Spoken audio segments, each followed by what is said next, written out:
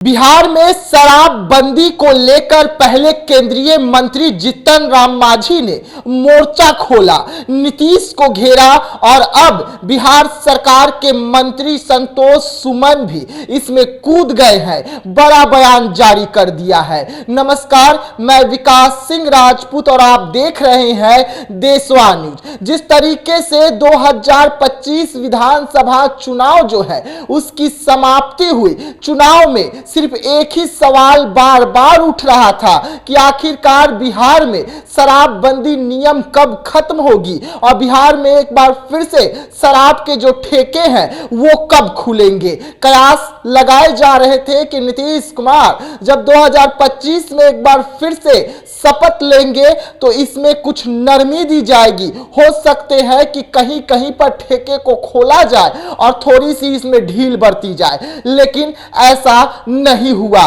उसके बाद जीतन राम मांझी बड़ा बयान जारी किए, उन्होंने पुलिस प्रशासन पर सवाल खड़े किया, फिर पटना हाई कोर्ट का बड़ा फैसला आया, लेकिन अब बिहार सरकार के मंत्री संतोष सुमन भी इस मामले में कूद गए हैं। उन्होंने भी बड़ा बयान जारी कर दिया है और साफ तौर पे बिहार में अब शराब को लेकर जो जंग छिड़ी हुई है उसमें संतोष सुमन भी कूद कर ये बता दिए कि अब बिहार में शराब को लेकर क्या कुछ होने जा रहा है। तो चलिए हम पहले आपको संतोष सुमन के उस पूरे बयान को सुनाते हैं जिसमें वो शराब को लेकर बड़ा बयान जारी कर रहे हैं, बड़ी बातें कह रहे हैं और ये सब कुछ जीतन राम मांझी के बयान के बाद हो रहा है, क्योंकि जीतन राम मांझी ने एनडीए में रहते हुए, बिहार में एनडीए की सरकार रहते हुए उन्होंने अपने ही सरकार और अपने ही पुलिस पर सवाल खड़े कर दिए थे। उसके बाद संतोष सुमन कूदे हैं, संतोष सुमन भी बड़ा बयान दिए हैं। तो चलिए पहले आप संतोष सुमन के उस पूरे बयान को सुनिए। देखिए,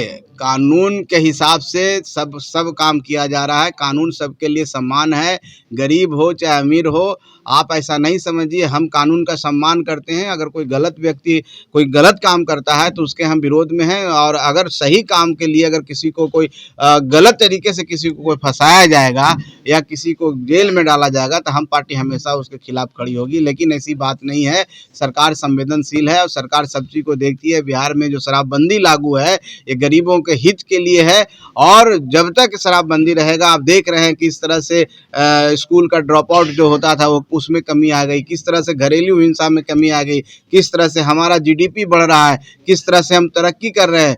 तो लोग कह रहे थे जब शराबबंदी हुआ था कि ये तो इतना पैसा चला जाएगा, बिहार और कंगाल हो जाएगा। आज बिहार का जीडीपी देखिए, बिहार का आप आकार देखिए, वित्तीय आकार 3,16,000 करोड़ से कहीं ज़्यादा, अब आने वाला समय में 4 लाख करोड़ से ज़्यादा होगा। तो ये ऐसी बात नहीं है। सरकार सबके बारे में सोचती है, सबको लेकर चलती है और सरकार में लोगों का विश्वास है, इसलिए 202 सीट आया है।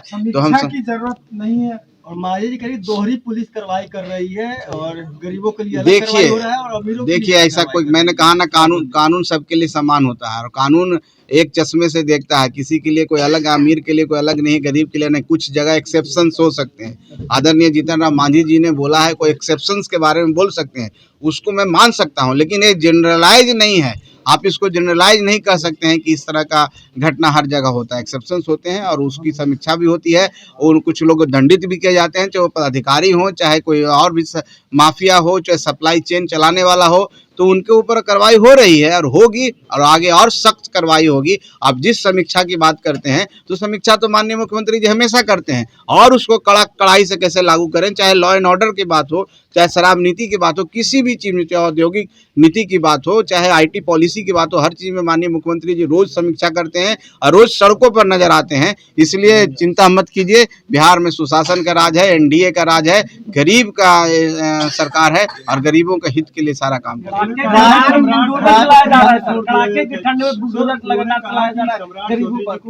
छोड़ दिया जाएगा तो और ज्यादा कड़ाई से जो शराब माफिया है उस पर नकेल कसा जाएगा। देखिए माननीय मुख्यमंत्री जी इस राज्य के मुखिया होते हैं और जो माननीय मंत्री होते हैं उन्हीं के निर्देशन में काम करते हैं, और ये लोकतंत्र की खूबसूरती है। यही लोकतंत्र है और संविधान ने शक्तियाँ दी है तो इसमें ऐसी कोई बात नहीं है। सारे मंत्री स्वतंत्र होते हैं और अपने हिसाब से अपने अपने विभाग में जो दायित्व मिलता है उसका वो निर्वहन करते हैं। माननीय मुख्यमंत्री जी गार्जियन होते हैं और वो गार्जियन के तौर पर देखते हैं, कहीं कोई मंत्री से गलती होती है तो उसका सुधार करते हैं।